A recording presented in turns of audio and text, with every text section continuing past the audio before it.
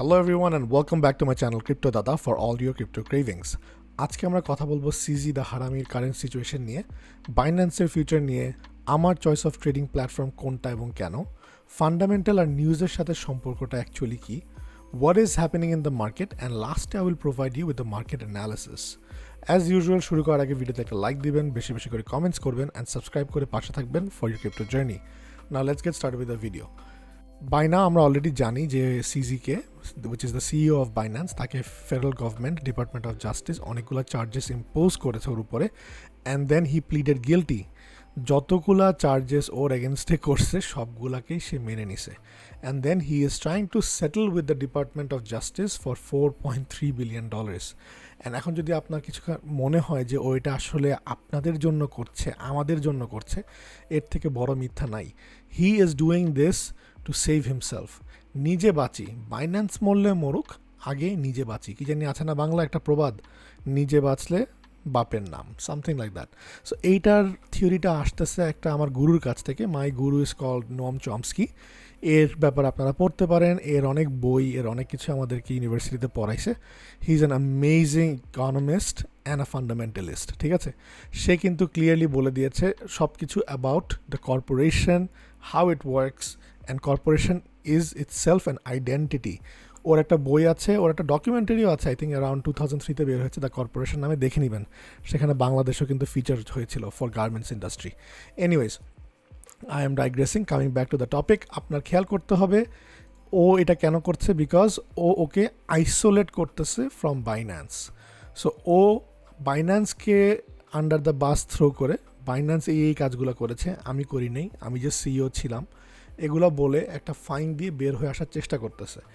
এইটাতে দুই ধরনের একটা এফেক্ট আসতে পারে। Maybe he can come out as a winner, তার অল্প কিছু পানিশমেন্ট দিতে হবে, কিছু টাকা দিতে হবে, কিছু অল্প দিন জেল খাটতে হবে, বাট বাইন্যান্সটা টিকে যাবে। So if that happens, that's a win win situation. But আমি ভিডিওতে আগাই দেখাবো আপনাদেরকে সামনে কি হতে যাচ্ছে।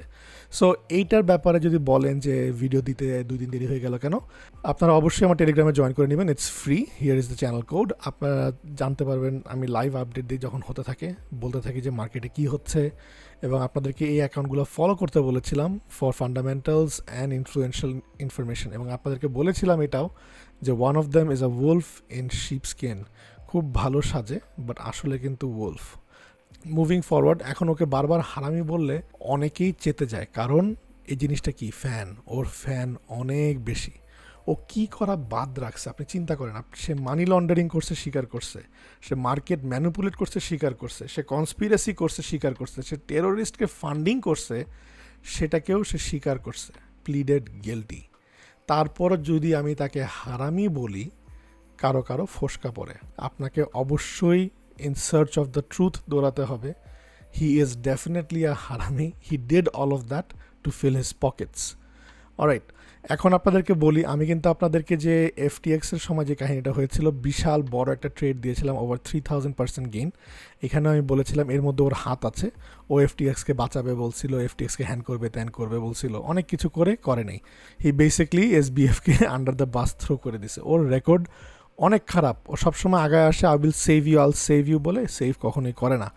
এইটার জন্য কিন্তু যদি বলেন এখনও কেন বলি নেই, আপনাদেরকে বলে আসি, আপনাদের বারবার বলছি my channel is a journey, আপনাকে ফলো করতে হবে। একটা দেখে আরেকটা না দেখলে মিলাতে পারবেন না, except for the tutorial series.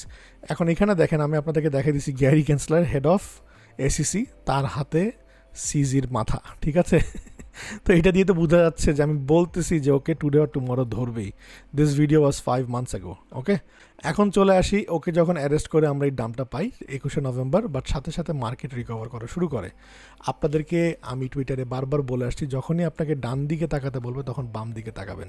What was happening, যখন এই জিনিসটা হচ্ছিল তখন অন্যদিকে কি হচ্ছিল, the FOMC meeting minutes release হয়েছে। সেখানে আমরা কি জানতে পারি যে যতগুলো পার্টিসিপেন্ট আছে, অর্থাৎ প্রতিটা স্টেটের যে ফেডারেল রিজার্ভের প্রেসিডেন্ট আছে, তারা কিন্তু বলে দিছে with inflation still high, most major foreign central banks, while keeping their policy rates unchanged, indicated their intention to hold these rates at sufficiently restrictive levels to bring inflation back to target rates. তো বলে যাচ্ছে যে আমরা এখনও চেষ্টা করব ইনফ্লেশনকে কমানোর জন্য, হ্যান ত্যান ওগুলো কিছু, ওগুলো হচ্ছে বাকওয়াস কথা। বাট একটা ইন্ডিকেশন বড়োভাবে তারা দিয়ে দিয়েছে যে আমরা এই ইয়ারে আর রেট রেইজ করব না, তো আমরা হোল্ড করব এই লেভেলে, ঠিক আছে। সো এই জন্য মার্কেট কিন্তু সাথে সাথে এটাকে শুনে রিলিজ ইনফরমেশন পেয়ে পাম্প করা শুরু করেছে। তারপর চলে আসে আপনাদেরকে একটা ক্ল্যারিফিকেশন দিয়ে দিই অ্যাবাউট ফান্ডামেন্টালস অ্যান্ড নিউজ। এখন আমরা তো সবাই জানি যে আমরা কেউ এসিসিতে কাজ করি না, আমরা বাইন্যান্সেও কাজ করি না, আমরা ডিপার্টমেন্ট অফ জাস্টিসেও কাজ করি না। সো যখন ফান্ডামেন্টাল ইভেন্টসগুলো হচ্ছে, একটা ফান্ডামেন্টালের কাহিনী হচ্ছে, আর একটা ফান্ডামেন্টাল হলো ফর এক্সাম্পল যে সিজিকে অ্যারেস্ট করা হলো, সিজিকে সাপিনা করে পিরিয়ড গিলটি করা হলো, এই যে এতগুলো হলো, আমরা জানবো কীভাবে? All the fundamental events that happens in the market আমাদের কাছে নিউজ আকারেই আসবে। এখন কেউ কেউ যারা একটু ডিলের আছে তারা এখান থেকেই ইনফরমেশনগুলো পাচ্ছে, ওয়াচার গুরু বারবার বলে এসেছি, এখান থেকে ইনফরমেশন পাবেন। আবার কেউ কেউ এখান থেকে পাবেন না, কারো কারো ইনসাইডার গ্রুপস আছে, কারো কারো ক্যানেডিয়ান ওয়েল গ্রুপস আছে, তারা ওখান থেকে ইনফরমেশন পায়। সো এইসব লিকেজ থেকেই আপনারা ফান্ডামেন্টাল ইনফরমেশন পাবেন। সো ফান্ডামেন্টালস আর everything that is involved, geopolitical বলেন, আপনার টোকেনের ফান্ডামেন্টালস বলেন, আপনি ইকোনমিক্যাল বলেন, যেটাই হোক না কেন, ইটস ফান্ডামেন্টালস। বাট আমরা fundamental information pi in terms of news, ঠিক আছে, ক্ল্যারিফাই করে দিলাম। Let's move forward. এত কিছুর পরেও আমি কেন বারবার বলি যে আমি এখনও বাইন্যান্সে ট্রেড করি এবং বাইন্যান্সেই ট্রেড করব? দ্য রিজন বিং, আমি ফ্যাক্টস ফলো করি, আমার ইমোশনসকে না। আপনি যদি ফ্যাক্টস ফলো করেন, Binance is still the biggest exchange, the safest exchange, the highest trading volume, manipulation কম হচ্ছে, ঠিক আছে। তারপর এর সাথে যদি আপনি আরও অ্যাড করতে চান, ওর রিজার্ভস আর দ্য বিগেস্ট। আর যারা আমাকে বলেছিলাম, আমার ভিডিও ফলো করেন জানি, তাই আমি বলেছিলাম 32.5K তখনই ভাঙবে যদি এফডি ইউএসডি দিয়ে ম্যানিপুলেশনটা হয়। আপনারা কি খেয়াল করেন? আপনি দেখেন আজকেরও সবচেয়ে বেশি data manipulated by BTC with FD USD pair. কয়দিন আগে এফডিএসডির চিহ্নই ছিল না, আর এখন এটা ছাড়া কিছুই চলতেছে না বাইন্যান্সে। So ultimately it is higher then your USDT, দেখতে পাচ্ছেন, only for the BTC pair. So অবশ্যই বিটিসি ম্যানিপুলেশন হারামি করতেছে এবং করে যাচ্ছে, এগুলো দেখতে পাচ্ছে।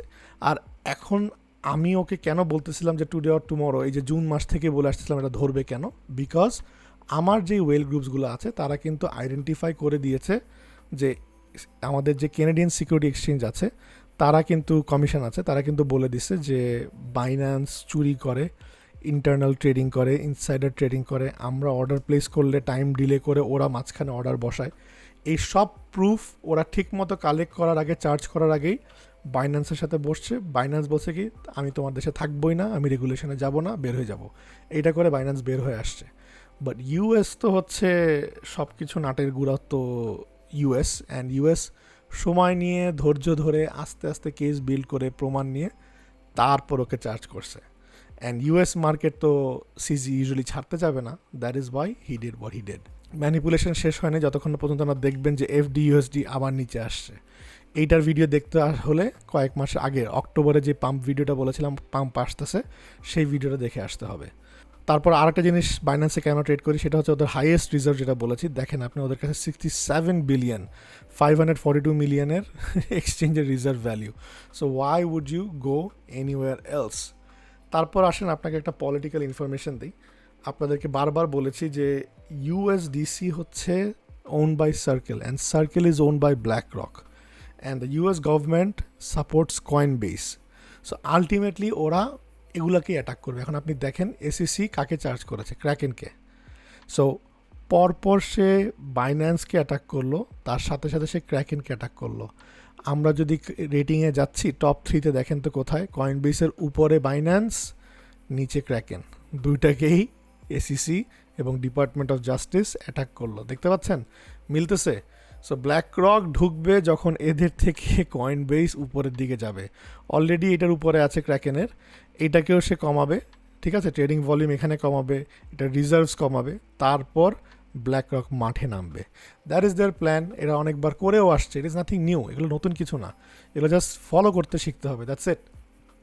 অলরাইট, সো এখন আপনি দেখেন এই যে নিউজটা আসলো, তারপরে মোর দেন $1 billion worth of tokens Binance exchange থেকে সরাই নিয়ে যাচ্ছে, ঠিক আছে। সো এই ডাটাটাও আপনারা বলছি অন চেইনে দেখতে পাবেন। এক্সচেঞ্জ রিজার্ভ থেকে প্রচুর পরিমাণ টোকেন সরানো হচ্ছে। সো আমরা কি জানি, যখন টোকেন সরায় তখন কিন্তু একটা সাপ্লাই শক আসে। এই যে ধাপ করে নিয়ে যাচ্ছে, কমে যাচ্ছে, এইটার এফেক্ট কি আমরা পাইছি বিটকয়েনে? এই যে সরানোর সাথে সাথে আমরা এফেক্টটা পাইছি। সো দিস স্কুইজ আসছে, but this will not be sustainable. It can go to 38, it can go to 40K because of the wick of, যেটা শিখে আসছি আপনাদেরকে। But ultimately this green is always a liquidity grab and we are coming back down. আমরা টিকবো না। Alright, লাস্টে চলে যাচ্ছি আপনার সাথে টোটাল মার্কেট ক্যাপে। আপনারা যারা অল্ট কয়েনে ট্রেড করতে ভালোবাসেন, আপনাদেরকে অক্টোবরের 30 তারিখে এই চার্টটা দিয়ে বলেছিলাম যে আপনার অল্ট সিজন স্টার্ট হবে যখন আমরা এই ইয়েলো দাগটাকে ভেঙে উপরের দিকে যাব। খেয়াল করেন, ঠিক আছে? অক্টোবরের 30 তারিখ টেলিগ্রামে ফ্রিতে বলে দিয়েছিলাম। মিলাই নেন, যেই ভাঙছি সাথে সাথে আমাদের, এটা কিন্তু উইকলি টাইম ফ্রেমের, এই জন্য অল্প ক্যান্ডেল দেখাচ্ছে। We got a few weeks of great pump. তারপর আপনাদের টেলিগ্রামে বলেছিলাম আমরা রেজিস্ট্যান্সে চলে আসছি। Since we are the resistance, এখান থেকে আমাদের রিট্রেসমেন্ট আসতে পারে। Now what the market makers do, guarantee নাই, বাট আপনি এটাকে মিলাবেন।